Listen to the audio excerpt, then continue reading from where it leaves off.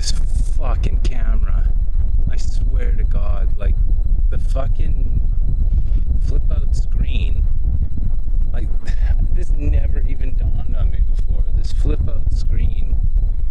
Like if there's sun hitting it, I can't see what's happening on the screen. I mean, granted, who gives a shit, right? Like, but fuck. I mean, why didn't I think of this? Like, I have to like build some kind of a cardboard cowling or something for it. Anyway, well, that's been camera update. Oh fuck, the fucking battery pack, dirty pricks.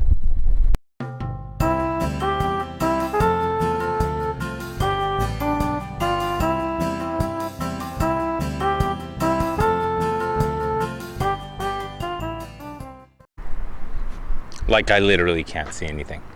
Okay, change the battery pack. Hey, Grubgun here. I'm back. I'm out at Queen Elizabeth Park. I'll take a little bit of footage afterwards, just to like pepper through the video because like there's really not much else going on, so I might as well just do that. I'll try and make this as brief as possible. This is just a Grupdate, as I like to call them, even though that sounds it didn't make it through the workshop phase, let's just say that. Like, it's an update about Grubgun, so Grupdate, although people said that I should call it Grupdate, and then that just sounds weird. So anyway, I'm back, everyone. Look, so okay, here's the thing, we're all stuck in this weird fucking pandemic, right? So it's shitty and we're not having a good time. So I was at work. I was a frontline worker. I was stocking shelves at a grocery store. I still technically have that job. But so the deal is that everyone I know kept telling me, gee, Jeremy, you have a fucking autoimmune disease and you shouldn't really be working in a place where gross people come in all day and touch shit. And I'm like, pish tosh. I'm hardly going to catch it from touching groceries. And then what happened was, about 2 weeks ago, I get a email from the store that says somebody that works in the very store that I work in has tested positive for coronavirus. So I'm like, excuse me? Baking powder? Someone's tested positive at my work for coronavirus. So I'm like, okay, well that's shitty. I'm gonna have to text the boss and find out who this person is. So I text the boss and he's like, oh no, it doesn't really matter. You can still work. He worked in the pharmacy. He didn't even work when you worked. And I'm like, well, yeah, but he used the same like dressing room, like coat, whatever you call it, fucking change room that I used, which is about, I'd say 6 feet by 4 feet. And like I've regularly been in there when there's been like 3 people at a time in there, and it's like a jail cell. So like he used that, he used the same bathroom as me, he used the same lunchroom as me, and he talked to all the people who I work with. So I'm like, don't you understand that you're not supposed to have contact with people who have had contact with this? And the manager's like, oh, pish tosh again. You can come to work, it's nothing.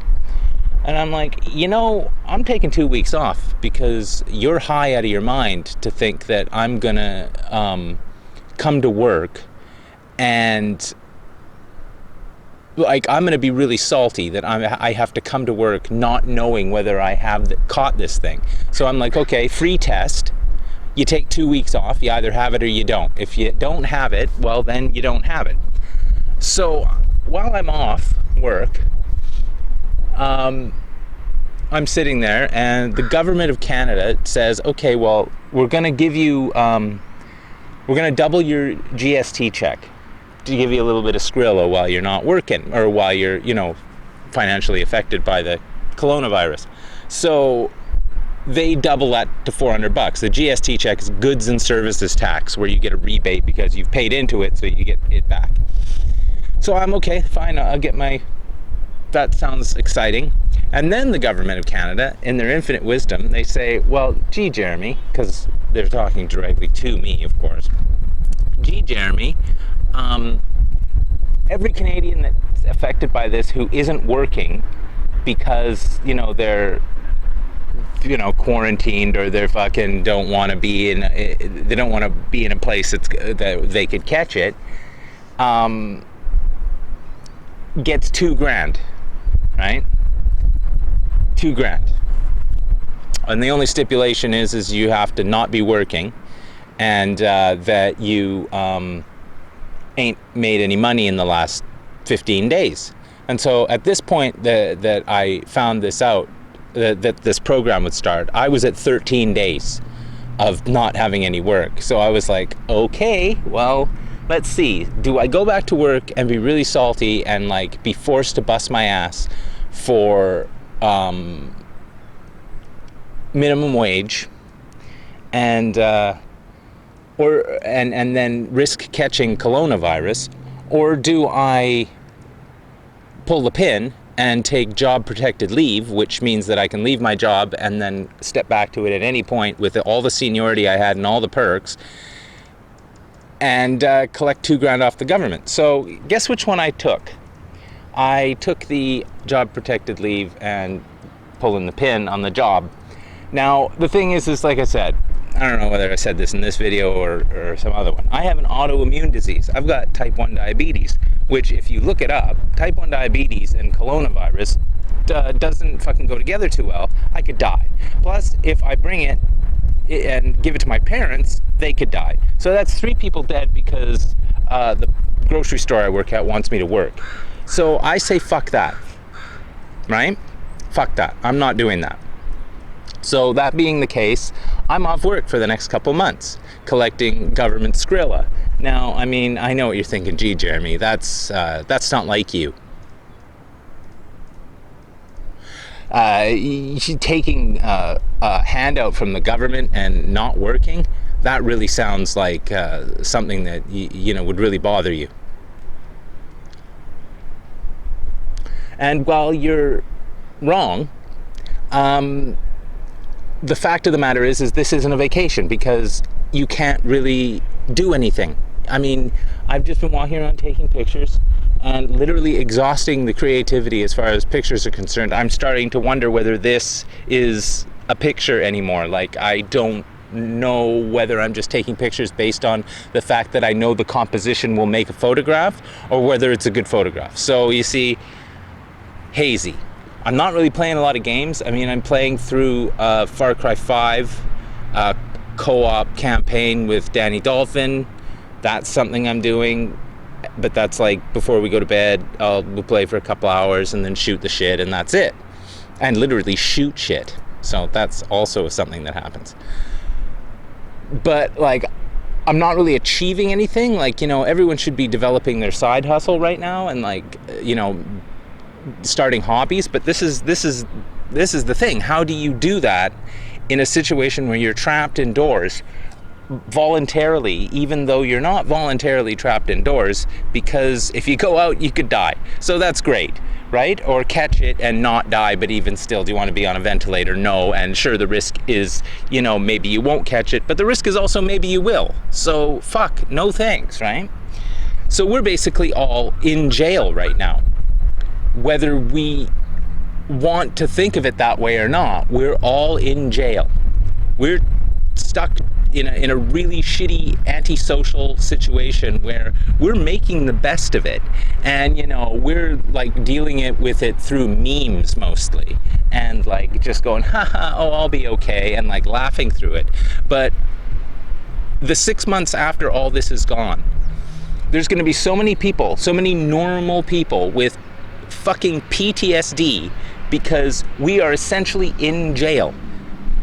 We are unable to be the social animals that we are used to being, and we're in fucking jail. And it's gonna fucking hit us when we least expect it. Like I said, 6 months down the line, we're gonna be like, there's gonna be people with fucking nightmares and shit because of this fucking bullshit. This isn't normal. This isn't something funny. This isn't something that we can just be like, we'll get through it. Yeah, we'll get through it. But, The thing is, at what cost to your own fucking psychological well-being? It's not going to be good. But, like I said, essentially, we are in prison right now. Even though I'm out filming a video in a fucking park. I'm not having fun. It's not like, oh, well, after this I'm going to go for coffee. Then I might walk up to that store that I like over there, and maybe later on I'll go, catch a bus to... It's like, no, fuck, you can't do jack, right? You're fucked. This is... And it's a prison of our own fucking making. We forged the chains that we... You know what I'm saying. So here we are. We're all stuck doing this. Now, I mean, like, I want... I'm seeing a lot of fucking collection videos and shit on YouTube where it's like, look, here's my collection and stuff. I mean, I got nothing. No one wants to see my Transformers. If I do, I don't have enough room to film it. I don't have the fucking mood to film anything. I mean, this video is just a placeholder for some other content that I'm working on. So,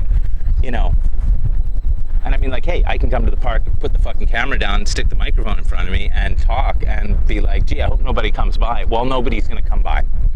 I can see a few people walking by, but they're like tripping. You know what I mean? They're all fucking old people, so they're used to like itinerant lifestyles and being shut in. Fuck that shit. But like, so yeah. So we're all stuck in this shitty world, and this is our lot in life for the next little while.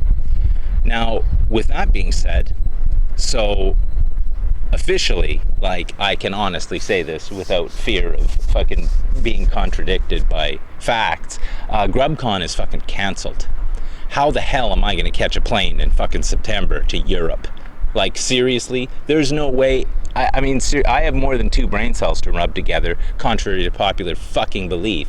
I am not getting on a fucking airplane and going to fucking Europe in September. No way. Like, fuck that. Like, it's just impossible. You can't plan any trips. And I mean, like, I am all about the fucking travel now. And not being able to plan trips is it's a shitty thing. But, like, when will travel even be possible? Like, sure, travel within your own country might pick up at some point, but, I ain't catching a fucking plane to no foreign land. I may be able to go to Vancouver Island or drive into the interior again in the next 6 months, but, fingers crossed, but how is that really going to happen, right? It's fucking month by month. We don't know what we can do, so you can't plan shit, which also means, how do you plan to move? Because I'm going to move next March, right? So how do you move and plan to move in a global pandemic? The answer to that is you can't. You fucking can't. You literally can't do anything. Everything that you've planned is on hold. Everything social you had planned is on hold. You can't do anything. Unless you've got a fucking serious mental problem, you shouldn't be doing anything. So, I mean, this is it. This is what we do. I'm still, doing the podcast fucking every week or so. I'll put a link in the description to the last one, which is the coronavirus bonus episode, but this is the Grubgun coronavirus bonus episode. So, if you want a different perspective. I mean, like, the thing is like, while it's nice to be itinerant and to be a reverse vampire now and sleep at night and be alive in the day, or is this really being alive? Answer's probably no. So anyway, that'll probably be it for now.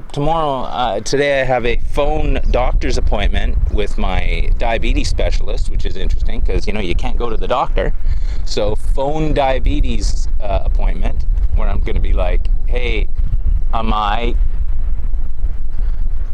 more or less, and tomorrow I plan to probably walk quite far afield because there's just this, and this is all there is now. I can sit at home and fucking drink coffee and fucking stare at my computer screen, or I can be out and pretend to be alive at least and enjoy what limited freedoms we have. At least I can be outside. Although really, I mean, close your eyes and the bars are there. The bars to your cage are in your fucking brain right now. So try and stay fucking sane, everybody, and try and fucking not lose your shit. And when this is all over, let's never speak of it again. This has been Grubgun. Thanks for watching. Like I said, I'm going to get some footage of the park that I'm in, Queen Elizabeth Park. I'm going to go up there. Fucking, there's some kind of a view that I can take a video of and zoom in on shit. There might be some kind of a bird. Not my bird. I'm keeping that under wraps. But there might be something going on up there. I see people walking around, you know. They're all fucking mental anyway. Fucking jerks. Anyway, what time is it? 15 minutes? Yeah, you probably won't watch it anyway. Okay, this is Grubgun. I'll talk to you later, everybody. Signing out.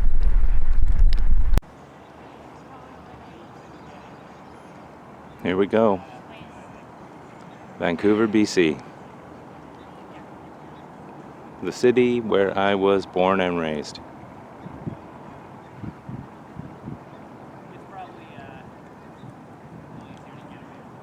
I might as well fit in the catchphrase. Smoked a lot of dope over there.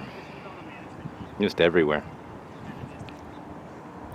But yeah, and this is the place I can't be. This is the place I have to move from.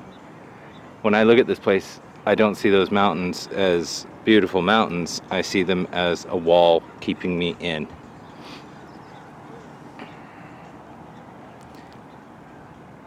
So, come one, come all to Vancouver, BC, because, you know, there's this, right? There's that. That's there. And then there's that over there. And then over there, there's some other stuff. Welcome to my cage.